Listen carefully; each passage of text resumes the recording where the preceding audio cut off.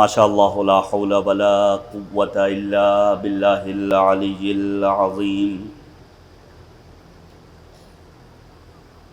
حسبنا اللہ نعم الوکیل نعم المولا ونعم النصیر۔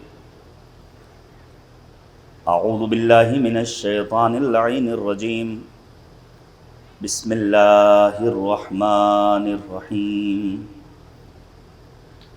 رب اشرح لی صدری ویسر لی امری واحلل عقدۃ من لسانی یفقہوا قولی۔ الحمد للہ رب العالمین والعاقبۃ للمتقین والجنۃ للمؤمنین والنار للملحدین والمنافقین والکافرین والعاصین۔ وصلی اللہ علی سیدنا محمد وآلہ الاطیبین الانجبین الاطہرین الاکرمین المعصومین المظلومین المنتخبین المنتجبین الذین اذھب اللہ عنہم الرجس وطہرہم تطہیرا۔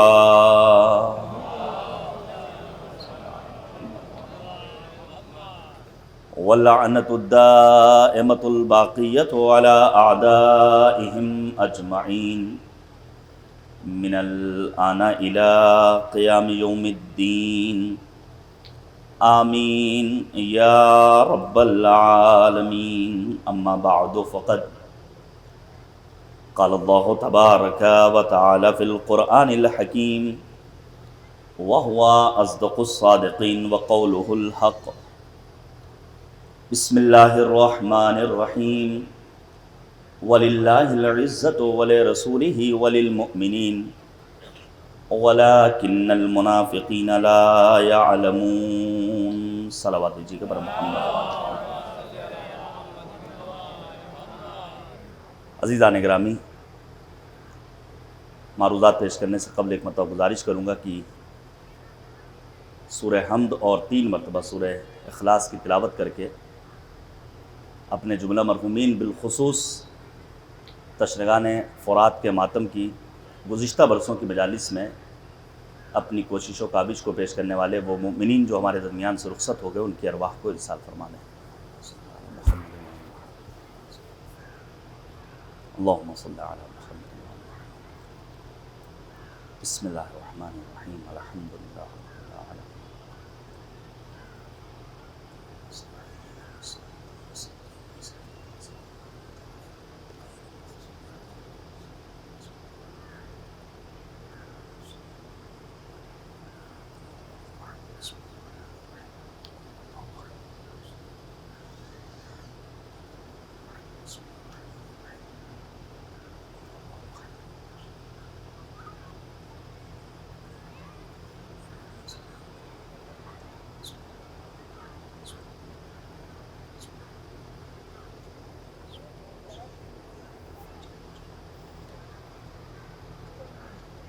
سالانہ مجالس کا اہتمام گزشتہ 2 برسوں میں نہیں ہو سکا تھا حالات کے تحت،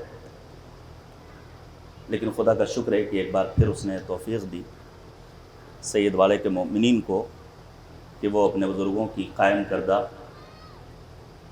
ان مجالس کو منعقد کریں اور علوم اہل بیت طاہرین علیہم الصلاۃ والسلام کے حاصل کرنے کا سامان بالخصوص نئی نسل کے لیے فراہم کریں۔ اس بابت رب کریم کا جتنا شکر ادا کیا جائے کم ہے۔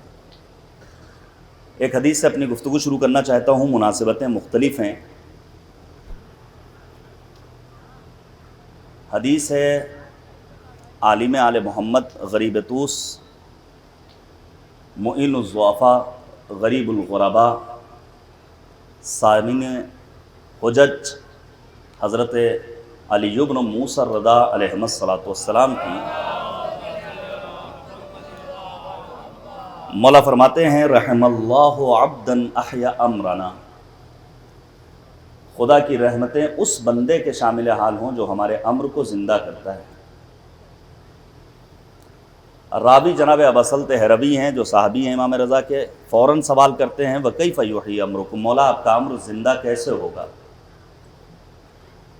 مولا جواب دیتے ہیں ان یتعلم علومنا ویعلمہ الناس، انسان ہمارے علوم کو سیکھے اور پھر دوسروں کو سکھائے۔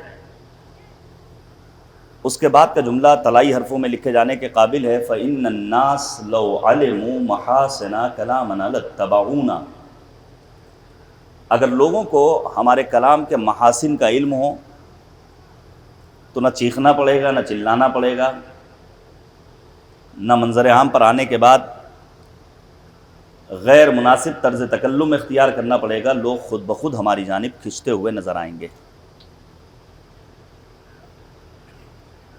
تاریخ کا مطالعہ کرنے سے معلوم ہوتا ہے کہ گزشتہ ادوار میں، گزشتہ صدیوں میں ایک بڑی تعداد ایسے افراد کی گزری ہے کہ جنہوں نے اہل بیت طاہرین کے بہترین تعلیمات کو پڑھا، سنا، سمجھا اور خود کو دامن اہل بیت طاہرین سے وابستہ کر لیا۔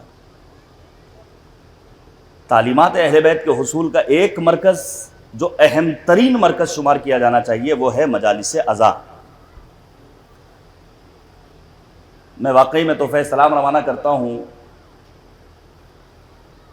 ان مجالس کے پیچھے جتنی بھی فکریں کار فرما تھیں کہ اس کا عنوان ہی قرار دیا سالانہ تبلیغی مجالس، اور عموماً اس قسم کے پروگرام کا عنوان ہی ہوتا ہے تبلیغی مجالس کا، لیکن جو ممبروں کی صورتحال ہے وہ آپ سے ڈھکی چھپی نہیں ہے، جبکہ معصومین علیہم الصلاۃ والسلام نے صراحت کے ساتھ اس بات کی تاکید کی ہے کہ کبھی بھی اپنی کسی کام کی انجام دہی پر دوسروں سے واہ واہی کی تمنا مت کرنا۔ لیکن آج ایک خطیب خود کو پیٹتا بھی ہے، چیختا بھی ہے، اشارے کر کر کے واہ واہ اور داد و تحسین مجمع سے چاہتا ہے۔ آج جس عظیم شخصیت کا غم پوری دنیا میں منایا گیا، یعنی معمار انقلاب خمینی بت شکن علی اللہ مقامہ، اس کی زندگی کا ایک واقعہ بیان کروں۔ میں چند ایک باتیں اپنے جوانوں کے لیے پیش کرنا چاہوں گا امام خمینی کی زندگی سے۔ یہ ہم طلاب کے لیے، یہ فراز ممبر پر آنے والوں کے لیے، یہ دینی اسٹیج پر آنے والے شعراء کے لیے بہترین پیغام ہے۔ لکھا ہے علماء نے، امام خمینی نجف اشرف میں جلا وطنی کا دور ہے، خطابت کرتے ہیں۔ وہاں یہ ماحول نہیں ہوتا جو عام طور سے ہم اپنے ہندوستان میں دیکھتے ہیں۔ ایران، عراق، گلف کنٹریز میں آپ چلے جائیے، جو غیر اردو زبان افراد کے پروگرامز ہوتے ہیں، خاموشی سے سب بیٹھے ہوتے ہیں، خطیب آتا ہے، خطابت کرتا ہے اور اس کی بات ختم ہو جاتی ہے۔ امام خمینی کی خطابت ختم ہوئی، معمار انقلاب ممبر سے نیچے اترے، جو بھی مصافحہ کرنے آ رہا ہے وہ امام خمینی کی تعریف کر رہا ہے کہ آج آپ کی خطابت نے دلوں میں یاد ایمانی کی اور یاد الہی کی شمع روشن کر دی۔ بڑی اچھی خطابت تھی، بڑا فصیح و بلیغ بیان تھا۔ ظاہر ہے ہم بھی خطابت کرتے ہیں، کبھی کبھی ہوتا ہے لوگ تعریف کرتے ہیں، مولانا کیا کہنا، تو کہیں نہ کہیں دل میں ایک جذبہ ہوتا ہے، اور تسکین قلب کے لیے انسان یہ تمنا کرتا ہے کہ دوسرے اس کی تعریف کریں، اور یہ انسانی فطرت میں اللہ نے رکھا ہے۔ وقت نہیں ہے، وگرنہ میں اشارہ کرتا کہ استاد بزرگوار جناب شہید مرتضیٰ مطہری علیہ الرحمہ نے پروین اعتصامی کے اشعار کی صورت جو تمثیل بیان کی ہے، ہر انسان کی یہ تمنا ہوتی ہے کہ کوئی اس کے شاہکار کو دیکھے اور دیکھنے کے بعد کہے کیا کہنا۔ معمار انقلاب کی جب لوگوں نے تعریف کر دی، اس کے بعد امام خمینی رضوان اللہ تعالی علیہ 10 برس مسلسل ممبر پر نہیں آئی خطابت کے لیے، مجلس پڑھنے کے لیے۔ 10 برس کے بعد دوبارہ نجف میں آپ کو ممبر ملا، آپ نے خطابت کی، بہت سارے افراد نے شرکت کی، اور مجلس کے بعد جب لوگوں نے مصافحہ کیا تو اسی درمیان ایک فرد وہ بھی کہ جس نے 10 برس قبل مجلس میں شرکت کی تھی، وہ کہتا ہے 10 برسوں سے ہماری نگاہیں آپ کو تلاش کر رہی تھی کہ آپ ممبر پر نظر آئیں، یا آخر اتنا طویل عرصہ کیوں گزر گیا، آج آپ 10 برس کے بعد ممبر پر نظر آئے اور آج آپ کی فصاحت و بلاغت سے بھری ہوئی خطابت ہم نے سنی۔ کہاں تھے آپ؟ سنیں گے جواب کہ انسان خمینی کیسے بنتا ہے۔ امام خمینی کا جواب تھا، چونکہ لوگوں نے 10 برس قبل میری خطابت کے بعد میری تعریف کی تھی، لہٰذا میں اپنے نفس کو کچلنے کے لیے کہ کہیں اس خطابت میں حب نفس شامل نہ ہو جائے، اپنے آپ کو منبر سے دور کر بیٹھا تھا۔ جب انسان اس انداز سے اپنی زندگی کو آگے بڑھاتا ہے تب وہ 2500 سالہ شہنشاہی نظام کو تہس نہس کر دیتا ہے، برباد کر دیتا ہے۔ عزیزان گرامی، ہم اور آپ امام عزت، امام حریت، سید الشہداء کے ماننے والے ہیں۔ تشنگان فرات کا ماتم یہ عنوان ہے ان مجالس کا۔ آپ کے سامنے پیش کروں، امام حسین کی ذات گرامی کا نام ہے۔ روایت کہتی ہے پیغمبر خاتم سید المرسلین حضرت محمد مصطفیٰ صلی اللہ علیہ وآلہ وسلم، توجہ کیجئے گا، نبی اعظم تشریف فرما ہے، ابی ابن کعب جیسا منافق بھی بیٹھا ہوا ہے، اور اسی اسنا میں سید الشہداء مصباح الہدیٰ قتیل نینوا فرزند حضرت زہرا امام حسین تشریف لائے، جن کی عمر محض 4 برس تقریباً۔ جیسے ہی نبی کی نگاہیں امام علی مقام پر پڑیں، پیغمبر نے ایک جملہ کہا، مرحبا بک یا زین السماوات والارضین، اے زمین و آسمان کی زینت حسین ابن علی، خوش آمدید۔ ابی ابن کعب کو یہ جملہ اچھا نہیں لگا، وہ فوراً کہتا ہے نبی خدا آپ عمر میں ان سے بڑے ہیں، زمین و آسمان کی عزت آپ کو ہونا چاہیے۔ جانے قربان جائے، نبی اعظم نے امام حسین کا جو قصیدہ پڑھا ہے، پیغمبر کہتے ہیں یا ابی والذی بعثنی بالحق نبیا، اے ابی اس خدا کی قسم جس نے برحق مجھے مبعوث برسالت کیا ہے، حسین کی عظمتوں کو زمین والوں سے کہیں زیادہ آسمان کی بلندی پر رہنے والے جانتے ہیں۔ وَإِنَّهُ لَمَكْتُوبٌ عَنْ يَمِينِ عَرْشِ اللَّهِ مِصْبَاحُ هُدَى وَصَفِينَةُ النَّجَاةِ، عرش اعظم کے داہنی سمت لکھا ہوا ہے حسین ہدایت کا چراغ اور کشتی نجات ہے۔ حسین امام علم ہیں۔ روایت کا فقرہ نبی فرماتے ہیں حسین امام عزت ہے، جہاں ذلت کا معاذ اللہ کوئی تصور بھی نہیں کیا جا سکتا۔ اب توجہ کیجئے گا، میں نے سورہ منافقون کی آیت نمبر 8 کا ایک جز پڑھا ہے، وَلِلَّهِ الْعِزَّةُ وَلِرَسُولِهِ وَلِلْمُؤْمِنِينَ وَلَكِنَّ الْمُنَافِقِينَ لَا يَعْلَمُونَ۔ عزت کا مالک کون ہے؟ کریم پروردگار، اللہ کا رسول صاحب عزت ہے، صاحبان ایمان عزت والے ہیں، لیکن منافقوں کو اس بات کا علم نہیں ہے۔ آپ توجہ کیجئے گا، تو عزت کون سی عزت؟ وہ عزت جو ہمیں گھر کے باہر ملتی ہے کہ ہم گھر سے باہر نکلے 4 آدمیوں نے ہمیں سلام کر لیا، وہ عزت جو مجلس پڑھنے کے بعد ہم جیسے طلاب کو عام مؤمنین سے ملتی ہے، مصافحہ کرنے والے افراد آگے بڑھ جاتے ہیں، پھر ہم خوش ہو جاتے ہیں کہ ہمیں تو سلام کرنے والے لوگ ہیں، ہمارا تو ہاتھ چومنے والے افراد ہیں، ہمیں تو اپنی کار پر بٹھال کر ایک منزل سے دوسری منزل تک پہنچانے والے لوگ ہیں۔ کیا تنہا یہی انفرادی عزت کافی ہے؟ جملہ یاد رکھیے گا میرے عزیزو، تنہا یہ عزت کافی نہیں ہے کہ انسان گھر کے باہر کی فضا میں دوسروں کی نگاہ میں صاحب عزت بن جائے۔ کمال یہ ہے کہ انسان اپنے گھر کے حدود میں اپنے گھر والوں کے درمیان بھی اپنے آپ کو صاحب عزت بنا سکے۔ بیوی بچے، اعزاء اقربا، ماں باپ، بھائی بہن، اولاد جب عزت کی نگاہ سے دیکھنے لگیں تب انسان کو سمجھنا چاہیے ہاں واقعی میں اللہ نے اسے صاحب عزت بنایا ہے، وگرنہ وہ عزت کس کام کی کہ باہر تو سب سلام کر رہے ہیں، چاہے مال و دولت کے سبب، چاہے روب دبدبا وحشت دہشت ڈر کے سبب، چاہے عہدہ و منصب کے سبب۔ کمال یہ ہے کہ انسان گھر والوں کی نگاہ میں قابل عزت بن جائے۔ عزت کی مختلف قسمیں ہیں، مثلا اقتصادی عزت۔ اقتصادی عزت کیا ہے؟ کہ انسان عزت کی 4 روٹی اپنے گھر میں کما کر لائے، لقمہ حرام سے اپنے بچوں کو دور رکھے، اور پھر جتنا اسے پروردگار دے دے وہ اس کے اوپر قانع رہے۔ امام خمینی رضوان اللہ تعالی علیہ کی زندگی کے بعد نقوش کو پیش کروں گا کہ امام کس حد تک اپنی زندگی میں قانع تھے۔ البتہ قناعت کا مطلب سستی نہیں ہے، کاہلی نہیں ہے، تساہلی نہیں ہے۔ قناعت یعنی انسان اپنے گھر سے باہر نکلے، محنت کرے، مزدوری کرے، اور پھر اللہ جو اسے دے دے اس کے اوپر صابر و شاکر رہے کہ خدا جو تو نے میرے رزق میں لکھا ہے میرا مقدر قرار دیا ہے، ہم اس کے اوپر راضی ہیں۔ اقتصادی عزت ہے۔ ابھی آپ نے دیکھا ہوگا گزشتہ روز ہمارے ملک کے رکشا منتری نے اسرائیل کے ایک اعلیٰ فوجی آفیسر سے ملاقات کی، تو یہ کوئی بہت اچھی علامت نہیں ہے۔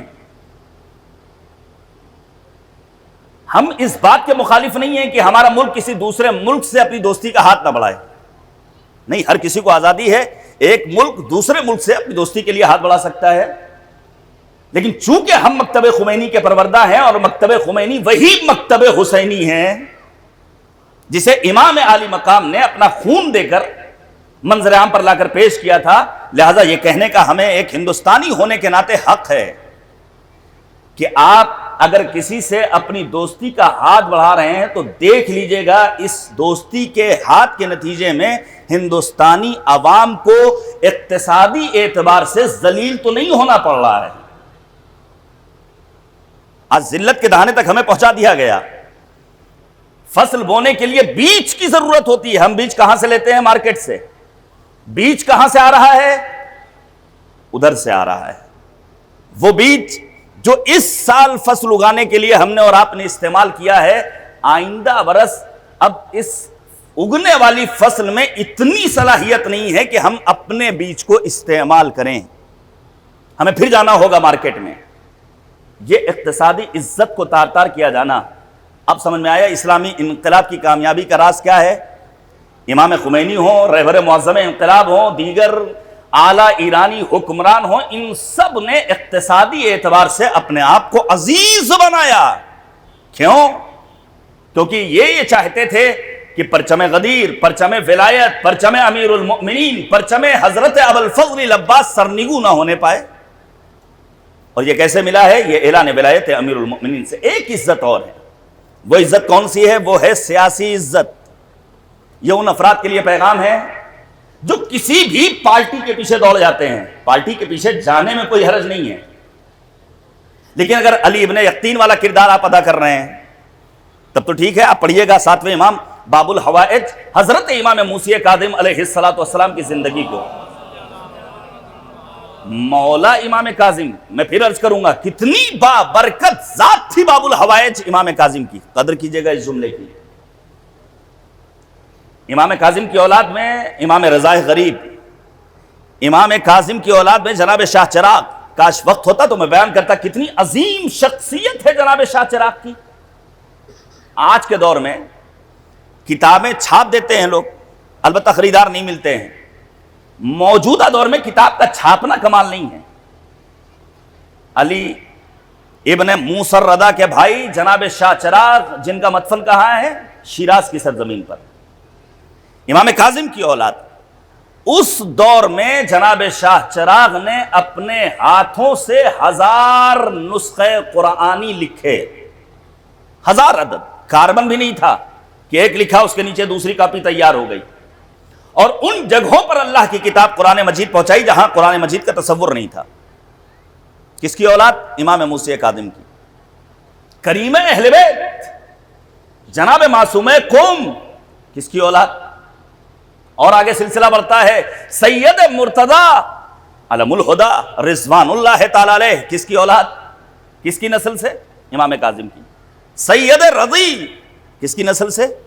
نسل امام کاظم سے۔ سلسلہ آگے بڑھا، آغائے خوئی کس کی نسل سے؟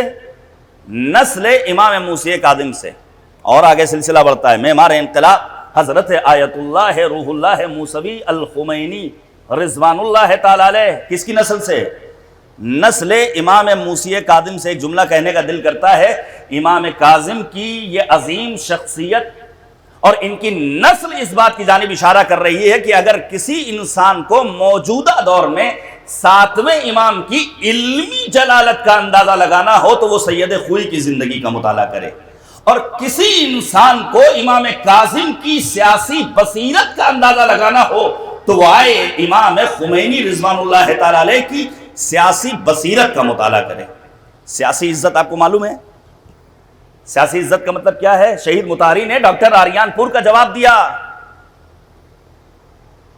امام خمینی کی مدرسہ فیضیہ کی وہ عظیم الشان تقریر، جب کیپٹلزم ایرانیوں پر تھوپا جا رہا ہے نظام سرمایہ دارانہ نظام کو تھوپنے کی کوشش ہے. کس لیے؟ تاکہ امریکہ کے ہاتھ میں ساری چیزیں آ جائیں. اس موقع پر امام خمینی نے اپنی سیاسی بصیرت کا اعلان کرتے ہوئے قم کے مدرسہ فیضیہ میں وہ تاریخی خطاب فرمایا ہے کہ جس نے ایرانیوں کی غیرت و حمیت کو بیدار کر دیا. اب آپ توجہ کیجئے گا، معمار انقلاب صاحب عزت ہیں، کتنے بزرگ افراد نے، مختلف مذاہب کے مذہبی اسکالرز نے، رہنماؤں نے، مختلف صدور مملکت نے امام خمینی کے انتقال کے بعد خراج تحسین پیش کیا.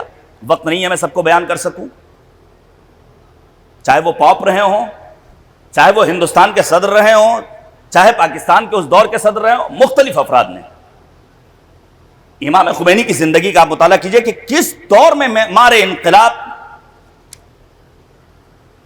ایک ایسے انقلاب کی داغ بیل ڈال رہے تھے جو تمام انقلابات سے جدا. نہ جانے تاریخ میں کتنے انقلابات آئے، لیکن کم ہیں ایسے انقلابات جس نے لوگوں کے فکر و وجود میں جولان پیدا کر دیا ہو. انہی کم انقلابات میں ایک انقلاب ہے اسلامی انقلاب جمہوریہ اسلامی ایران کا، جس کی قیادت کر رہے تھے حضرت امام خمینی، خمینی بت شکن. آپ توجہ کیجئے گا. اور کس دور میں امام خمینی نے اسلامی انقلاب کی کامیابی کی راہ کو ہموار کیا ہے؟ وہ دور کون سا دور ہے؟ جنسی براہ روی ایران کی سرزمین پر اپنے شباب پر تھی. میرے عزیزو یاد رکھیے گا، ابھی میں بیان کروں گا آپ کے سامنے، آج کے دور میں زیادہ تر مصیبتوں کا مرکز یا انسان کا پیٹ بنا ہوا ہے یا پھر جنسی شہوت، جنسی براہ روی ایران کی سرزمین پر اپنے اوج اور اپنے شباب پر تھی. لائسنسی طوائفیں ایران کی سرزمین پر موجود تھی جن کا کام کیا تھا؟ رقص کرنا، کیبرے کلب، ڈانس کی محفلیں، شراب، نشہ آور چیزیں، منشیات ہر کسی کے دسترس میں. ایسے دور میں امام خمینی رحمت اللہ تعالی علیہ نے اسلامی انقلاب کی جو بنا رکھی ہے تو امریکیوں کو اس بات کا اقرار کرنا پڑا کہ بظاہر تمام چیزیں ہماری موافقت میں ہیں، لیکن اس بوڑھے مرجع تقلید کو جو چیز حاصل ہے وہ ہمیں نہیں. وہ کیا ہے؟ وہ ہے دست کرم پروردگار. ہماری قوم کو اگر ذات خدا پہ بھروسہ ہو جائے، ہم کیوں نیتا کے پیچھے پیچھے دوڑ رہے ہیں؟ ہم کیوں چاپلوسی کر رہے ہیں؟ ہم کیوں اپنی عزت کو گوا رہے ہیں؟ اس کی ایک وجہ یہ ہے کہ حالات فرعون کے زمانے والے بنا دیے گئے. آپ پڑھیے گا قرآن مجید، کاش کہ ہمارے سماج میں قرآن فہمی کا شعور پیدا ہو جائے تو آپ کو اندازہ ہوگا جب جناب موسیٰ کے پیچھے پیچھے افراد آ رہے ہیں، پیچھے سے لشکر کیا ہٹ، سامنے دریا، جناب موسیٰ نے یہی تو کہا تھا ہمارا رب ہمارے ساتھ ہے، جو ہماری نجات کا سامان فراہم کرے گا. ذات خدا پہ توکل، اعتماد، بصیرت، یہ انسان کو کامیاب بناتی ہے. اور پھر جب امام خمینی جلا وطنی کا دور گزارنے کے بعد 1979 میں ایران کی سرزمین پر واپس آئے ہیں، سنیں گے کہ کیسے عوام نے ساتھ دیا ہے. اپنے محبوب قائد کے استقبال کے لیے 33 کلومیٹر تک 1,10,00,000 افراد کا عظیم اجتماع. کتنے افراد؟ 1,10,00,000. اور جب امام خمینی کار پر سوار ہوئے ہیں تو فرط جوش اور فرط مسرت سے ایرانی عوام نے امام خمینی کی کار کو اپنے کاندھوں پر اٹھا لیا تھا. کبھی آپ نے غور کیا کہ جماران کے ایک حقیر سے کمرے میں رہنے والے اس بوڑھے انسان کو اللہ نے اتنی عزت کہاں سے دی ہے؟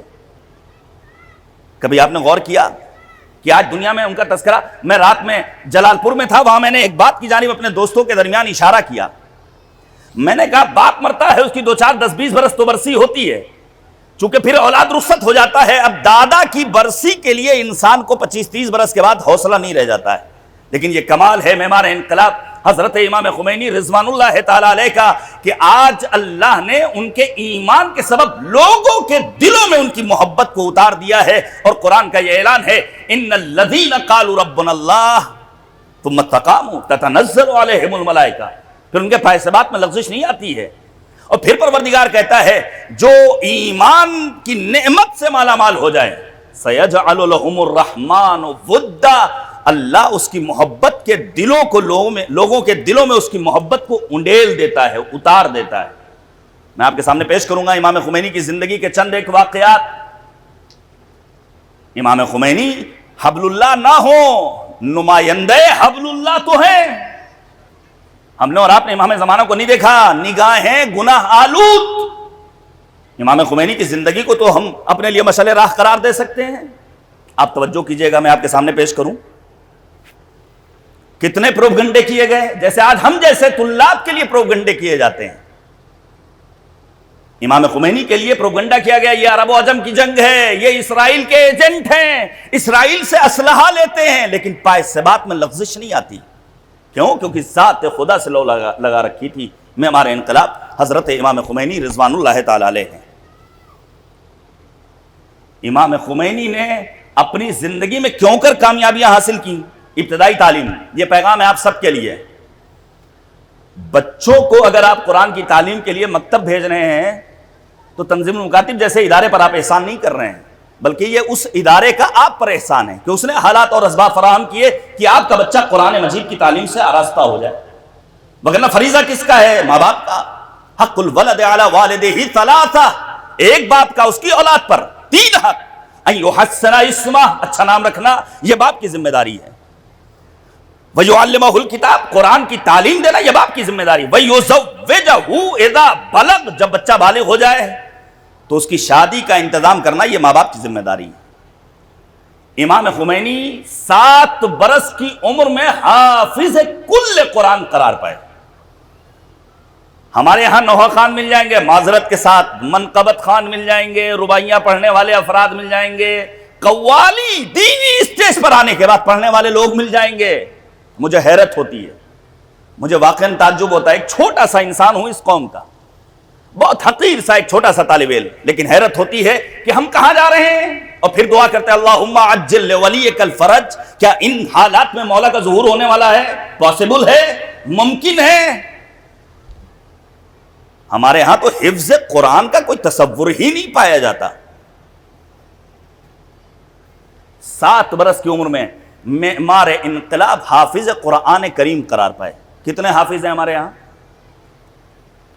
کس حد تک ہم اس طرف متوجہ ہیں؟ کتنے سوروں کا حافظ بنایا ہم نے اپنی اولاد کو. اور پھر امام خمینی رضوان اللہ تعالی علیہ کو ان کے بڑے بھائی عراق بھیجتے ہیں، ساری چیزوں کو چھوڑتے ہوئے صرف اور صرف وہ پہلو جو ہمارے لیے مشعل راہ قرار پا سکتے ہیں. اور پھر یہیں پر بیان کروں، جناب معصوم قوم کی ولادت کی تاریخ گزر چکی، مولا امام رضا کی تاریخ ولادت آنے والی ہے. یہ عشرہ کرامت کہلایا. ہمیں یاد آتا ہے وہ دن، وہ ایام، وہ سنوات، وہ ہمارے سال جو ہم نے قم کی سرزمین پر گزارے. امام خمینی شہر قم پر افتخار کرتے ہوئے یہ فرماتے ہیں، جب 1980 میں قم سے آنے والا ایک گروہ آتا ہے، امام خمینی اس گروہ کو خطاب کر کے کہتے ہیں کہ میں کہیں بھی رہوں، میں قم کا شہری ہوں اور اس پر فخر محسوس کرتا ہوں. میرا دل ہمیشہ قم اور اہل قم کے ساتھ تھا، ہے اور رہے گا. کون سی سرزمین ہے؟ سرزمین قم. اسلامی انقلاب کی شروعات جہاں سے ہوئی. یہ شہر قم کون سا خطہ ہے؟ جہاں معصوم قم کی قبر مبارک ہے، جہاں بزرگ اصحاب اہل بیت طاہرین مدفون ہیں. زکریا ابن آدم، نہ جانے کتنے راویان حدیث. کبھی آپ نے غور کیا شہر قم کے سلسلے میں؟ جنت و جہنم کے بارے میں غور کیا؟ ایصال ثواب کی تو بہت ساری مجلسیں ہوتی ہیں. ہم میں سے کتنے لوگوں نے اب تک سورہ مبارکہ واقعہ کو اس لیے پڑھا کہ ہم جنت و جہنم کے بارے میں سوچ سکیں ہے کیا؟ جنت کے 8 دروازے، ان 8 دروازوں میں 3 دروازے شہر قم میں کھلتے ہیں. بیشتر ابواب جنت کھلتے شہر قم میں ہیں. افتخار قوم، رہین افتخار فاطمہ. آغا مرشی کو بشارت دی ہے. امام باقر، امام صادق کیا فرماتے ہیں؟ اگر قبر فاطمہ کی تلاش ہے تو جاؤ کریمہ اہل بیت کی قبر شہر مقدس قم جا کر حاضری دو. پھر ہمارے عزیز دوست جناب شفیع بھی پوری کہتے ہیں کہ معصومہ کے روضے کی رونق تسکین کا ساما ہوتی ہے۔ اے فاطمہ زہرا، جب بھی تیری ویرانی تربت یاد آئی، ہم نے تو برسوں گزارے ہیں، مومنین گئے ہیں زیارت کے لیے، اس شہر قم پر افتخار کیا ہے حضرت امام خمینی رضوان اللہ تعالی علیہ نے۔ اور پھر امام خمینی، توجہ کیجئے گا، یہ جو بسا اوقات ہم اپنے اساتذہ کو، مکتب کا استاد ہو، اسکول کا استاد ہو، مسلم ہو غیر مسلم ہو، جو ہم اسے اہمیت نہیں دیتے، امام خمینی کے روحانی ارتقاء میں جو سب سے بڑا کردار ادا کیا ہے وہ آپ کے استاد جناب مرحوم آیت اللہ شاہ آبادی رضوان اللہ تعالی علیہ۔ ابن عربی کی فصوص پڑھی ہے امام خمینی نے، ہمارے دوستان جو طلاب بھی ہیں، فاضل بھی ہیں، مجھ سے بہتر جانتے ہیں۔ لکھا ہے علماء نے، امام خمینی اپنے استاد کی رحلت کے بعد جب کبھی اپنے استاد آقا شاہ آبادی کا نام لیتے تھے تو کہتے تھے روحی لہ الفدا۔ ایک استاد کی عزت انسان کو خمینی بنا دیتی ہے، عزت، تکریم۔ پھر امام خمینی رحمت اللہ تعالی علیہ نے جو ابتدائی تالیفات میں پہلی تالیف باقر العلوم حضرت امام محمد باقر علیہ السلام، مولا امام باقر کی اس دعائے سحر کی تشریح لکھتے ہیں جو آپ وقت سحر زمزمہ فرماتے تھے۔ اور پھر امام خمینی رحمت اللہ تعالی علیہ کی دیگر تصنیفات اور تالیفات۔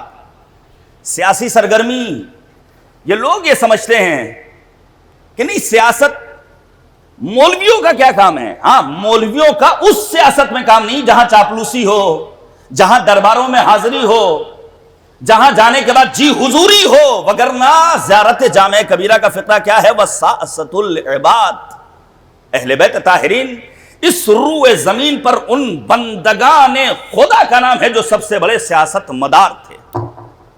سیاست کا ہم سے ہی تعلق ہے، لیکن کون سی سیاست؟ وہ سیاست جو انسان کو حامی مستضعفین بنا دے، جو سماج کے دبے کچلے انسانوں کی فکر کرنے کی پرواہ انسانی وجود میں پیدا کر دے، جس کے لیے غدیر کا مارکا پیش آیا، جس کے لیے امام حسین نے اپنی قربانی دی، جس کے لیے اہل بیت طاہرین نے قید و بند کی صعوبتوں کو برداشت کیا۔ وگرنہ سیاست بے معنی ہے، وگرنہ آج کی سیاست میں جو عیاریاں ہیں، جو مکاریاں ہیں، جو دل فریب نعرے ہیں، وہ سب آپ کے پیش نظر ہے۔ کل جو کچھ کانپور میں ہوا کوئی اچھا پیغام نہیں ہے، اچھا سائن نہیں ہے، یہ ہمارا ملک کا خاصہ نہیں رہا ہے۔ ہاں، یہ ہندوستان جیسے عظیم ملک کے دشمن عناصر چاہتے ہیں ہندو مسلم رائٹ کرا دو، کسی بھی طرح سے انہیں لڑا دو، جھگڑا دو، آپس میں یہ الجھے رہیں تاکہ ان کی ترقی کی راہیں بند ہو جائیں۔ ہمیں اور آپ کو نہایت ہوشیاری کے ساتھ اپنے ملک میں رہ کر کے وفاداری کا بھی ثبوت دینا ہے اور اپنی عزت کو بھی محفوظ رکھنا ہے۔ اور یہ پیغام کہاں سے ملے گا؟ مکتب امام خمینی رضوان اللہ تعالی علیہ سے میں پیش کروں گا۔ شاہ ایران، توجہ کیجئے گا، ایک شخص کو بھیجتا ہے امام خمینی کے پاس، اور آنے کے بعد وہ کہتا ہے میں لبنان میں مصر کا سفیر بن کر ہوں۔ مصر کے صدر مملکت نے پیغام بھجوایا ہے، اگر آپ کو مال چاہیے تو ہم مال دیں گے، دولت چاہیے دولت دیں گے، پشت پناہی چاہیے مدد کے لیے تیار ہیں، اسلحہ چاہیے ہم مدد کے لیے تیار ہیں۔ امام خمینی فوراً جواب نہیں دے دیتے تھے، ہر جگہ حاضر جوابی اچھی نہیں ہوتی ہے میرے عزیزوں۔ امام خمینی نے غور کیا کہ اس کے پیچھے کوئی سازش تو نہیں، کوئی چال تو نہیں۔ امام خمینی کہتے ہیں میرا مسئلہ ہے، میرے ملک کا مسئلہ ہے، ہمیں اس میں کسی دوسرے انسان کی دخالت پسند نہیں، جا کر کے اپنے ملک کے صدر سے کہہ دینا۔ بعد میں پتا چلا یہ آنے والا وہ تھا جسے شاہ ایران نے امتحان لینے کے لیے امام خمینی کے پاس بھیجا تھا۔ یہ ہے بصیرت۔ ہمارے ہاں کتنی بصیرت ہے؟ ہمارے ہاں بصیرت بس اتنی ہے، اتنی بصیرت ہے کہ مسجد کے پاس سے گزرے تو مسجد کو چوم لیں۔ ہمارے یہاں بصیرت بس اتنی ہے کہ مسجد میں آ جائیں تو جھوٹ نہ بولیں۔ ہمارے یہاں بصیرت بس اتنی ہے، جو ٹول ہم نے لگا رکھی ہے موبائل پر، میوزک والی، غیر اسلامی، جس کو سننا جائز نہیں ہے، مسجد میں آنے کے بعد موبائل سائلنٹ کر دیں، مسجد سے باہر نکلے پھر میوزک، ہیڈ فون لگا ہوا ہے۔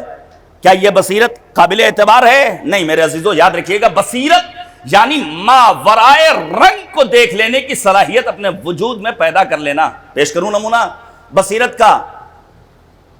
مثلا روایت کہتی ہے پانچویں امام حضرت امام محمد باقر علیہ الصلوۃ والسلام،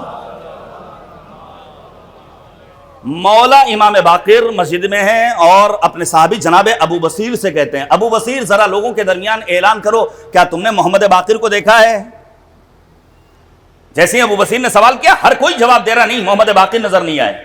روایت کہتی ہے امام باقر کے نابینا صحابی جناب ابو ہارون مکفوف مسجد میں داخل ہوئے، نابینا ہیں، دیکھنے کی صلاحیت نہیں ہے، فوراً سوال کیا ابو ہارون کیا تم نے امام باقر کو دیکھا ہے؟ جناب ابو ہارون مکفوف جو نابینا ہیں اشارہ کرتے وہ دیکھو وہاں پر امام محمد باقر تشریف فرمائے۔ فوراً ابو بصیر نے سوال کیا تم نے جانا کیسے؟ تم تو دیکھ نہیں سکتے ہو۔ سنیں گے جواب کیا ہے؟ بصیرت کسے کہتے ہیں؟ ابو ہارون مکفوف کہتے ہیں امام محمد باقر امام نور ہیں، نور امامت کو میں اپنے دل کی نگاہوں سے دیکھ لیا کرتا ہوں۔ یہ ہے بصیرت، یہ ہے معرفت، یہ ہے شناخت۔ امام خمینی سن 1930 میں جب قم پہنچے ہیں تو وہ دور کس کا دور ہے؟ آیت اللہ ہے شیخ عبد الکریم حائری یزدی رضوان اللہ تعالی علیہ کا۔ سیاسی سرگرمیوں میں انہوں نے کہا فی الحال ضرورت نہیں ہے کہ شاہ کے خلاف علم بغاوت اٹھایا جائے، لیکن امام خمینی چونکہ جونیئر تھے، بزرگ علماء تھے، خاموش نہیں بیٹھے۔ امام خمینی رضوان اللہ تعالی علیہ نے یہ شعراء کے لیے پیغام ہے، اور تمام شعراء چونکہ ریکارڈ ہو رہا ہے ہمارا یہ بیان، تمام شعراء امام خمینی جیسے شاعر بنے۔ قرآن بھی کہتا ہے شاعری اللہ کو وہ پسند ہے جو ظالم کو اس کے ایوانوں میں ہلا کر رکھ دے۔ امام خمینی نے 1930 سے جو اشعار کہنے شروع کیے وہ شاہ کے خلاف، اور نجی محفلوں میں امام خمینی کے وہ اشعار تقسیم ہوتے تھے۔ پہلی مرتبہ مئی کا مہینہ ہے سن 1944 میں امام خمینی رحمت اللہ تعالی علیہ نے علنی طور پر شاہ کے خلاف علم بغاوت اٹھایا ہے، اور کتنے برس لگا دیے تب جا کر کے کامیابی ملی۔ اور پھر امام خمینی کا سورہ سبا کی آیت نمبر 46 کو پڑھنا، مسلسل امام خمینی پڑھا کرتے تھے قل اے میرے حبیب اعلان کر دیجئے انما اعظکم بواحدۃ ان تقوموا للہ، جو کام کرو، اگر کسی نے سبیل لگائی ہے تو اس لیے نہیں ہمارا نام ہو جائے، اگر میں خطابت کر رہا ہوں اس لیے نہیں تاکہ نام ہو جائے کہ مولانا حیدر عباس آئے تھے، اگر آپ بیٹھے ہوئے تو یہ نہ ہو کہ ہم تو ہر مجلس میں نظر آئے۔ ہر انسان اپنی ڈیوٹی کو انجام دے، کس کے لیے؟ اللہ کے لیے۔ میرے عزیزو یاد رکھیے گا ان تقوموا للہ، ہمارا جو کام ہو ذات خداوند سبحان کے لیے۔ پبلک کیا جانے، علم کا مالک حقیقت میں کریم پروردگار ہے۔ پھر انسان ایک ایک کر کے دو کر کے راہ خدا میں اپنے قیام کو منظر عام پر لا کر کے پیش کرے۔ امام خمینی کی زندگی کے 2-3 واقعات سن لیجئے۔ امام خمینی خواب دیکھتے ہیں، ہمارے یہاں بھی خواب دیکھا جاتا ہے، بعض افراد من گھڑت خواب بیان کرتے ہیں، ہر خواب قابل اعتبار نہیں، البتہ قرآن کہتا ہے لہم البشرا، اس خواب میں تمہارے لیے بشارت ہے۔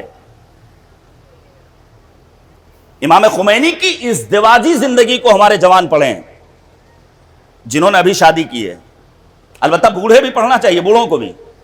امام خمینی نے جب حج کا سفر کیا، لبنان پہنچ کر سمندر کے کنارے بیٹھ کر جو اپنی زوجہ کو خط لکھا ہے، کیا انداز ہے، کیا انداز ہے امام خمینی رضوان اللہ تعالی علیہ کا۔ یہ ازدواجی زندگی کے لیے بہترین پیغام۔ امام خمینی ایک خواب دیکھتے ہیں اور پھر اپنی زوجہ سے کہتے ہیں میں تم سے بتا تو رہا ہوں لیکن شرط ہے میری زندگی میں کسی کے سامنے بیان مت کرنا۔ کیا ہے وہ خواب؟ کہ میں نے خواب میں دیکھا ہے میں مر گیا، امیر المؤمنین تشریف لائے، غسل دیا، کفن پہنایا، نماز پڑھی، مجھے دفن کیا۔ پھر مولا سوال کرتے ہیں خمینی اب تو سکون محسوس کر رہے ہو؟ امام خمینی کہتے ہیں نہیں، مجھے دائنے حصے میں درد ہو رہا ہے، تکلیف محسوس ہو رہی ہے۔ لکھا ہے علماء نے امام خمینی خواب میں دیکھتے ہیں کہ امیر المؤمنین نے اپنے دست اقدس کو امام خمینی کے دائنی سمت پھیرا ہے، پھر وہ تکلیف ختم ہو گئی ہے۔ یقیناً امیر المؤمنین کی محبت ہمیں اور آپ کو فائدہ پہنچائے گی کب؟ جب ہم محبت کے تقاضوں کو پورا کرنے والے ہوں۔ علی علی کر لینے سے کام چلنے والا نہیں ہے، نعرے لگا لینے سے، پوہڑ پن سے کام چلنے والا نہیں ہے۔ امیر المؤمنین سے کی جانے والی محبت کے تقاضوں کو پورا کر دینا، تب جا کر کے انسان مالک کی بارگاہ میں سرخرو ہوتا ہے۔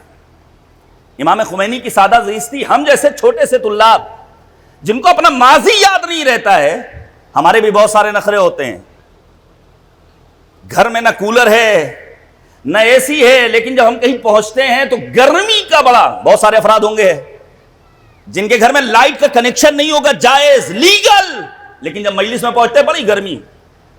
نہیں بھائی، انتظام عقیل صاحب کا اچھا نہیں تھا. مثال کے طور پر آنے والا آتا ہے آغا بہاؤالدینی کے پاس اور آنے کے بعد کہتا ہے آغا گرمی بہت زیادہ ہو رہی ہے. آغا بہاؤالدینی کہتے ہیں 3 مہینہ گرمی، اس کے بعد گرمی ختم. گرمی کے موسم میں تو گرمی ہوگی. امام خمینی کی سادہ زیست تھی، اور یہ ہمارے بزرگ علماء کا ترہ امتیاز رہا ہے. کوئی نخرہ نہیں، کسی طرح کی کوئی بناوٹ نہیں، کوئی تصنع نہیں. آغا جمرانی نے جب اپنا کمرہ پیش کیا ہے، ان سے اجازت لی، ان کے بھائیوں سے اجازت لی. حد یہ ہے ان کے گھر کی خواتین کو بلایا، راضی ہو؟ سب نے کہا ہمارے لیے باعث افتخار ہے اگر آپ ہمارے گھر میں تشریف لائیں. امام خمینی اس گھر میں سیٹ ہو گئے. اب انہوں نے امام خمینی کے احترام میں تعمیری کام شروع کروایا. لکھا ہے امام خمینی نے سختی سے روک دیا، نہیں مانے، کہا اگر تم نہیں مانتے ہو تو میں اس گھر کو چھوڑ دوں گا، وگرنہ عہد کرو جب تک زندہ ہوں اس گھر میں کسی قسم کا کوئی تعمیری کام انجام نہیں دو گے. یہ ہے امام خمینی رحمت اللہ تعالی علیہ کا وہ دستور حیات جو آپ نے قرآن مجید سے لیا، جو آپ نے اہل بیت طاہرین علیہم الصلوۃ والسلام سے لیا. آپ کے سامنے پیش کروں، ہماری بھی زندگی کے تقریباً 30 برس طالب علمی کے دور میں گزر گئے، اور یہ سلسلہ جاری و ساری ہے جب تک حیات رہے گی. ہم بھی چند افراد ہمارے ساتھ آ جاتے ہیں تو ہم سوچتے ہیں یہ ہمارا کمال ہے، یہ ہمارا امتیاز ہے. امام خمینی کی انکساری سنیے گا آپ.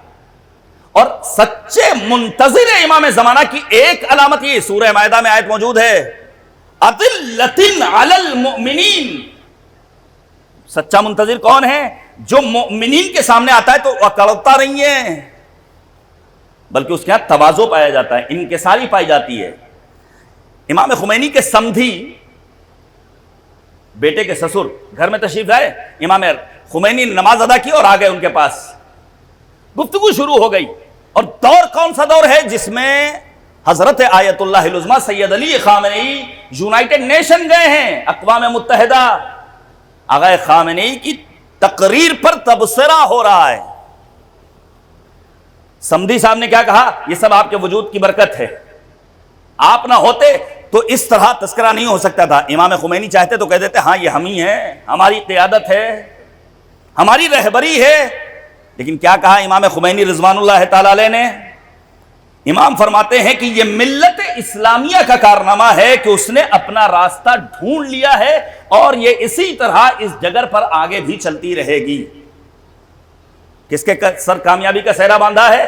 عوام کے سر.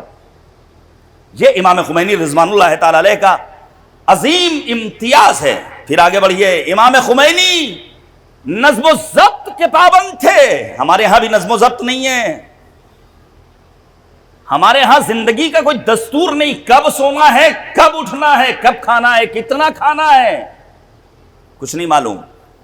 امام خمینی وقت کے پابند تھے. کب نماز پڑھنی ہے، نماز سے کتنے گھنٹے پہلے اٹھنا ہے، کن کن تعقیبات کو پڑھنا ہے، میں آپ کے سامنے بیان کر دوں میرے عزیزو. امام خمینی بہت عظیم پیغام ہے اس میں، اگر آپ اس کو درک کر سکیں. امام خمینی ایران کے لوکل ریڈیو چینل کو نہیں سنتے تھے. زیادہ آپ بھی لوکل ٹی وی چینلز کے اوپر بھروسہ مت کیجئے گا، جہاں سوائے نفرتوں کے پروان چڑھانے کے کچھ اور نہیں ہے. میں گودی میڈیا کی بات کر رہا ہوں. امام خمینی رضوان اللہ تعالی علیہ حتی نماز فجر سے پہلے باہر کے ریڈیو کو سنتے تھے. اپنی زندگی کے آخری ایام میں امام خمینی نے خواہش ظاہر کی ٹی وی کا انتظام کیا جائے تاکہ ہم عالم اسلام کی خبروں سے واقف اور آگاہ ہو سکیں. یہ ہے سیاسی بصیرت. امام خمینی رضوان اللہ تعالی علیہ وقت نماز پڑھتے تھے، نماز شب کے پابند تھے. مختلف دعائیں میں نوٹ کر کے لایا ہوں. امام خمینی اس کا ورد کرتے تھے. ہم اور آپ سمجھتے ہیں عبادت کے لیے ماہ رمضان ضروری ہے، ہم اور آپ سمجھتے ہیں دعا مانگنے کے لیے کربلا جانا ضروری ہے. میرے عزیزو یاد رکھیے گا، یہ غلط فہمی ہے. ہاں یہ ضرور ہے جو نماز ہم جرگاواں کی جامع مسجد میں پڑھیں گے، مثال کے طور پر عالم پور میں جا کر ادا کریں گے جامع مسجد میں، اس کا ثواب کچھ اور ہے. جو نماز ہم مسجد الحرام میں جا کر ادا کریں گے، یقیناً اس نماز کے نمبر بڑھ جائیں گے. ایک دعا ہم اپنے گھر میں طلب کریں، کیا خدا قبول نہیں کرے گا؟ یقیناً قبول کرے گا، لیکن وہ دعا جو زیر قبہ امام حسین خدا کی بارگاہ میں طلب کی جائے اس کی قبولیت کے چانسز زیادہ ہیں۔ ہم نے عبادت کو سخت بنا دیا؟ نہیں، عبادت کی مختلف قسمیں ہیں۔ عبادت کبھی جسمانی ہے، عبادت کبھی فکری ہے، عبادت کبھی قلبی ہے، عبادت کبھی سماجی ہے، عبادت کبھی کچھ نہ کرنے کا نام ہے۔ جسمانی عبادت کیا ہے؟ مثال کے طور پر آپ نے کسی قاری قرآن کی قرات لگائی، اپنے کانوں سے سننا شروع کر دیا، جب تک آپ قرآن مجید کی تلاوت سنتے رہیں گے یہ آپ کے کان کی عبادت کہلائے گی۔ اگر آپ نے قرآن مجید کی آیتوں کو اپنی نگاہوں سے دیکھنا شروع کر دیا تو یہ آپ کے آنکھوں کی عبادت کہلائے گی۔ اگر آپ نے کسی یتیم کے سر پر دست شفقت پھیر دیا تو یہ آپ کے ہاتھ کی عبادت کہلائے گی۔ کیا عبادت سخت ہے؟ عبادت کبھی جسمانی ہوتی ہے، کسی عزیز کے گھر صلہ رحم کے لیے چلے گئے حلال و حرام کی پرواہ کے ساتھ، محرم و نامحرم کا خیال رکھتے ہوئے، تو یہ آپ کے پاؤں کی عبادت کہلائے گی۔ عبادت کبھی جسمانی ہوتی ہے، عبادت کبھی سماجی ہوتی ہے۔ عام مومنین کے لیے آپ نے پانی کا انتظام کر دیا، سڑک پر چھلکا پڑا ہوا ہے کیلے کا، صرف اس نیت سے آپ نے ہٹا دیا کہیں ایسا نہ ہو کسی کا پیر پھسل جائے، تو یہ آپ کا کام عبادت کے زمرے میں داخل ہو جائے گا۔ کسی بوڑھے کا ہاتھ پکڑ کر کے آپ نے اسے سڑک کراس کرا دی، روڈ کراس کرا دی، تو یہ آپ کا عمل عبادت پروردگار کہلائے گا۔ کسی مومن کا دل خوش کر دیا کہ اس کے چہرے پر تبسم آ جائے تو یہ آپ کا عمل عبادت کہلائے گا۔ اور آگے بڑھیے، عبادت کبھی کچھ نہ کرنے کا نام ہے۔ ماہ رمضان، پیغمبر فرماتے ہیں نومکم فیہ عبادت، کچھ نہیں کرنا ہے، تم سو جاؤ تو تمہارا سونا عبادت پروردگار بن جائے گا۔ عبادت کی مختلف قسمیں ہیں، اور پھر جانے قربان جائیں پیغمبر اعظم ختمی مرتبت حضرت محمد مصطفیٰ صلی اللہ علیہ وآلہ وسلم پر۔ پیغمبر فرماتے ہیں کیا نہیں چاہتے تمہیں بتاؤں کہ آسان ترین عبادت کیا ہے؟ سب نے کہا قالوا بلا، جی ہاں بسم اللہ۔ نبی فرماتے ہیں کہ زیادہ سے زیادہ خاموش رہنے کی کوشش کرو۔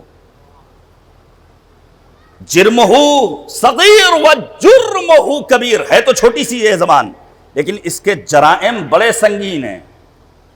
غیبت، تہمت، گالی، جھوٹی قسم، جھوٹی گواہی، دل کی بھڑاس نکالنا، یہ سب کس سے؟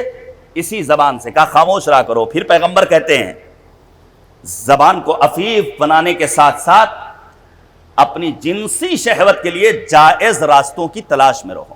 یہ ہے آسان ترین عبادت۔ عزیزان گرامی، امام خمینی کی زندگی میں نظم و ضبط پایا جاتا تھا۔ امام خمینی بیت المال کی حفاظت کرتے تھے، حفاظت کرتے تھے۔ میں آپ کے سامنے پیش کروں، جب امام خمینی کے فرزند جناب مصطفیٰ خمینی شہید ہوئے ہیں، امام نجف اشرف میں ہیں، گھر میں ٹیلی فون لگا ہوا ہے، اہل خانہ نے چاہا گھر کے فون سے تہران والوں کو اطلاع کر دیں کہ مصطفیٰ خمینی کی شہادت ہوئی ہے۔ بیٹے کا غم ہے، گھر والے رو رہے ہیں، امام خمینی سب کو تسلی دے رہے ہیں۔ جیسے ہی کسی نے فون اٹھایا کہ تہران والوں کو اطلاع دیں، امام خمینی نے کہا خبردار، یہ فون ہماری ذاتی ملکیت نہیں ہے، یہ بیت المال کا ہے، تمہیں اسے استعمال کرنے کا حق نہیں ہے۔ ہے کوئی دنیا میں؟ ہے کوئی جو اس حد تک رعایت کرے؟ انہی چیزوں کی رعایت نے امام خمینی کو صاحب عزت بنا دیا، جو واقعی معنی میں مکتب سرکار سید الشہداء، مکتب امام حسین کے مروج تھے۔ امام خمینی رضوان اللہ تعالی علیہ، قناعت پیش کروں آپ کے سامنے، پڑھیے گا آپ زیارت جناب معصوم قم، ختم کر رہا ہوں میں۔ زیارت معصوم قم کا فقرہ کیا ہے آخر میں؟ اللہم انی اسألک ان تختم لی بالسعادہ فلا تسلب منی ما انا فیہ، اے خدا جو نعمتیں تو نے آج مجھے دے رکھی ہیں اس میں کمی مت کرنا۔ وہ نعمت ولایت بھی ہو سکتی ہے، وہ نعمت ظاہری نعمتیں بھی ہو سکتی ہیں۔ آج ہمارے یہاں قناعت نہیں ہے، شکر نہیں ہے۔ ہاں قناعت تھی تو عبداللہ ابن مسعود کے ہاں، صحابی پیغمبر، سنا ہوگا آپ نے عبداللہ ابن مسعود کون ہے؟ صحابی پیغمبر۔ جب آخری وقت ہے خلیفہ سوم آتے ہیں عبداللہ ابن مسعود کے پاس اور آنے کے بعد کہتے ہیں کیا آپ کے لیے ڈاکٹر بلا دوں، طبیب بلا دوں، حکیم کا انتظام کر دوں؟ منع کر دیا۔ کہا اللہ نے آپ کو بیٹیاں دی ہیں، بیت المال سے وظیفہ معین کر دوں؟ کہا نہیں۔ کیوں؟ کہا میں نے ایسا نسخہ اپنی بیٹیوں کو بتا دیا ہے جس کے بعد وہ کسی کی محتاج نہیں ہوں گی۔ کیا ہے وہ نسخہ؟ کہا میں نے اپنی بیٹیوں کو یہ تاکید کی ہے کہ ہر رات سورہ مبارکہ واقعہ کی تلاوت کیا کرو، کیونکہ رات میں سورہ واقعہ پڑھنے والا کبھی کسی کا محتاج نہیں ہوتا ہے۔ یہ ہے قناعت۔ ابو حمامہ باہلی، ابو الاسود دویلی، ان سب کی قناعت کے تذکرے کو آپ پڑھیے۔ امام خمینی کی قناعت کا بتاؤں؟ ہم اور آپ جو کبھی کبھی سوچتے ہیں کہ بل تو گاؤں میں فکس ہے، بھائی حکومت کی جو ناکامیاں ہیں وہ کسی سے ڈھکی چھپی نہیں ہے۔ لائٹ کی جو صورتحال ہے وہ آپ جان رہے ہیں، لیکن فرض کیجئے گاؤں میں لائٹ کا ایک فکس چارج ہے 250 روپے مہینہ، مثال دے رہا ہوں، مثال میں مناقشہ نہیں ہے۔ اب آپ نے سوچا 250 روپے دینا ہے، یہاں لائٹ جلے، وہاں لائٹ جلے، گھر کی باہر کی لائٹ جلے، صحن کی لائٹ جلے، ٹوائلٹ کی لائٹ جلے، کیا کرنا ہے؟ بل تو 250 دینا ہی دینا ہے۔ کیا یہ جائز ہے؟ میرا سوال ہے آپ سب سے، اور میں اپنی حکومت کو خطاب کر کے کہنا چاہتا ہوں، ہمارے مکتب کی زیبائی کو دیکھیے عملی طور پر کہ ہمارا مکتب کیا تعلیم دیتا ہے۔ اس لیے بار بار کہا جاتا ہے مسلمانوں کو دیکھ کر اسلام سمجھنے کی کوشش مت کرنا، اسلامی تعلیمات کو پڑھتے جائیے اور اسلامی حقائق سے آپ واقف اور آگاہ ہوتے چلے جائیے۔ کیا لکھا ہے؟ امام خمینی جماران میں عمومی ملاقات، امام خمینی کی نگاہ پڑی، گھر کے صحن کا بلب جل رہا ہے دن کے اجالے میں، امام خمینی نے گھر والوں کو بلایا، کہا خبردار یہ جائز نہیں ہے۔ اور پھر امام خمینی کہتے ہیں، بزرگ مرجع عارف امام کہتے ہیں اگر تم لوگوں کو اتنی ہی تکلیف ہے تو ہمارے کمرے میں سوئچ لگا دو، ہم رات میں روشن کیا کریں گے، صبح میں خاموش کر دیا کریں گے۔ سب نے کہا نہیں، آئندہ خیال رکھا جائے گا۔ ایک دن اتفاقاً پھر امام خمینی کی نگاہ پڑی کہ دن کے اجالے میں وہ روشن ہے بلب، امام خمینی نے پھر بلایا، توجہ دلائی اور سخت تنبیہ کرتے ہوئے امام خمینی کہتے ہیں یہ دن کے اجالے میں لائٹ کا اور بلب کا جلنا اسراف ہے، اسراف حرام ہے، ہمارے گھر میں حرام کام انجام پائے یہ زیبا نہیں دیتا ہے۔ یہ ہے امام خمینی رضوان اللہ تعالی علیہ کی تعلیمات، یہ ہے امام خمینی کی وہ عملی زندگی جو ہمیں بہت کچھ سوچنے پر مجبور کرتی ہے۔ اور پھر امام خمینی نے بالخصوص جو اسلامی اتحاد کے لیے زور دیا ہے، بالخصوص امام خمینی رضوان اللہ تعالی علیہ نے جو اپنے غصے کو برملا کیا ہے، چاہے وہ فیضیہ کی تقریر رہی ہو، چاہے وہ امام خمینی رحمت اللہ تعالی علیہ کا تاریخی عہد آفرین فتویٰ سلمان رشدی کے قتل کے لیے، جب نبی اعظم کی شان میں اس نے جسارت کی ہے، وہ فتویٰ دے کر کے آپ نے حقیقی اسلام کی تصویر کو پیش کر دیا۔ اسی لیے کہا جناب حشم ترابی نے کہ رشدی کی موت کے لیے فتویٰ لگا دیا، یعنی زبان کفر پہ تالا لگا دیا، نیلے پڑے ہیں آج بھی رخسار کفر کے، کچھ اتنا زوردار تماچا لگا دیا۔ یہ ہے حقیقت میں مکتب کربلا کا وہ عظیم پیغامبر جو مروج شریعت تھا، جو شاہکار مشیت تھا، جس نے اپنی زندگی سے، اپنی زاہدانہ زندگی سے، اپنی عارفانہ زندگی سے، اپنی عبادت کے ذریعے، اپنی بصیرت کے ذریعے حقیقی اسلام کو پہنچایا۔ اور پھر امام خمینی کا یہ اعلان کرنا، ماں ہرچ داریم از محرم و سفر داریم، ہمارے پاس جو کچھ ہے یہ صدقہ ہے ماہ محرم اور ماہ سفر کا۔ رب کریم ہمیں واقعی معنی میں کربلا فہمی کا شعور نصیب کرے۔ کریم پروردگار ہمیں علماء سے دین لینے کی توفیق کرامت فرمائے۔ کریم پروردگار مکتب امام خمینی جو مکتب کربلا ہے اس کے تعلیمات کو سننے، سمجھنے اور پڑھنے کی تعلیمات سے ہمارے وجود کو منور فرمائے۔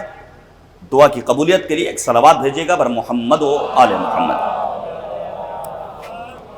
بس چند جملے میں بصائب کے پیش کروں اور بات کو تمام کروں، پھر انشاءاللہ برجستہ خطبہ، علماء اور ذاکرین کے بیانات انشاءاللہ کل تک جاری و ساری رہیں گے۔ آپ حضرات اس میں بھرپور شرکت فرمائیں اور یاد رکھیں اس حدیث کو، اور کاش یہ احادیث ان جیسے پروگرامز کی زینت بنے جہاں مولا فرماتے ہیں من جلس مجلسا یحیی فیہ العلم لم یمت قلبہ یوم تموت القلوب۔ جو شخص ہماری کسی ایسی بزم میں بیٹھے جہاں رزق علم تقسیم ہو رہا ہو، جہاں علمی گفتگو ہو رہی ہو، جہاں لا یعنی و لا حاصل باتیں نہ ہو رہی ہوں، جہاں بیہودہ باتوں پر فلک شگاف نعرے نہ لگ رہے ہوں، ایسی بزم میں بیٹھنے والے کا دل اس دن مردہ نہیں ہوگا جب تمام انسانیت کے قلوب مردہ ہوں گے۔ اگر حیات القلوب چاہیے، اگر دلوں کی زندگی چاہیے تو سنجیدہ گفتگو سننے کا اپنے کانوں کو عادی بنائیے۔ پیش کروں آپ کے سامنے میں مصائب کے چند فقرات، چونکہ تشنگان فرات کا ماتم یہ عنوان ہے۔ شب عاشور آپ اپنے مد نظر لائیے، اور پھر شب عاشور امام حسین کا ایک ایک خیمے میں جانا۔ امام ایک خیمے میں پہنچتے ہیں، خیمے کا پردہ ہٹائے، کیا دیکھا؟ ماں اپنے بیٹے کو لباس رزم پہنا رہی ہے، سنوار رہی ہے، سجا رہی ہے، اور یہی کہہ رہی ہے کل حسین کے اوپر اپنی جان کو قربان کر دینا۔ دوسرے خیمے میں پہنچے، کیا دیکھا؟ ام فروا اپنے بیٹے قاسم کو آمادہ کر رہی ہیں۔ تیسرے خیمے میں پہنچے، کیا دیکھا؟ ایک دوسری ماں اپنے بچے کو آمادہ کر رہی ہے اور یہی کہہ رہی، جوش شجاعت دلا رہی ہے کل آقا حسین پر اپنی جان کے نذرانے کو پیش کر دینا۔ لکھا ہے علماء نے، بیان کرتے ہیں علماء، امام عالی مقام ایک خیمے کے در پر پہنچے ہیں کہ کانوں میں کسی کے رونے کی آواز آئی۔